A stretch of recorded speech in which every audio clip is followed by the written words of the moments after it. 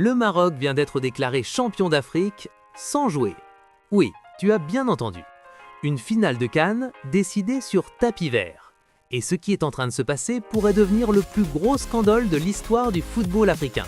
Parce que derrière cette décision, il y a des tensions énormes, des accusations très graves et une bataille juridique qui pourrait tout changer.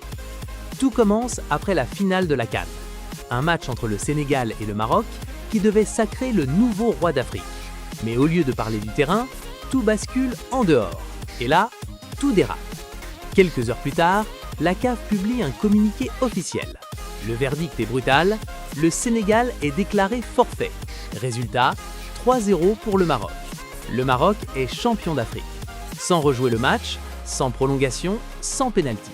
Juste une décision administrative. Selon la CAF, le Sénégal aurait enfreint le règlement. Dans certaines situations, si une équipe refuse de jouer, quitte le terrain ou ne respecte pas les règles, elle peut être déclarée perdante automatiquement. Mais le problème, c'est que cette décision ne passe pas du tout. Du côté sénégalais, c'est une explosion. La fédération rejette totalement la décision. Elle parle de décision injuste, inacceptable et même dangereuse pour l'image du football africain. Et là, ça va encore plus loin. Le Sénégal annonce vouloir saisir le tribunal arbitral du sport. Mais surtout, il demande l'ouverture d'une enquête internationale pour soupçon de corruption. Et à partir de ce moment-là, ce n'est plus juste du football. Le gouvernement sénégalais lui-même entre dans le conflit. Il dénonce une décision grave et parle d'une injustice totale. Comment une finale peut-elle être décidée comme ça? Comment un trophée peut-il être attribué sans victoire sur le terrain? Même les joueurs sénégalais réagissent. Certains parlent d'un trophée gagné par email.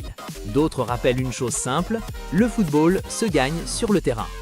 Pendant ce temps, du côté marocain, la version est différente. La fédération affirme qu'elle a simplement demandé l'application du règlement. Pas de polémique selon eux, juste les règles. Mais pour beaucoup de supporters, ce titre pose problème, parce qu'il manque quelque chose d'essentiel, la victoire sur le terrain. Et dans le monde entier, les réactions explosent.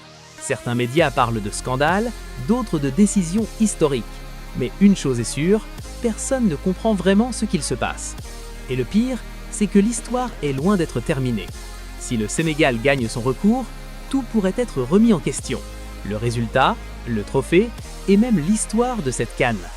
Alors la vraie question maintenant c'est, est-ce que le Maroc est vraiment champion?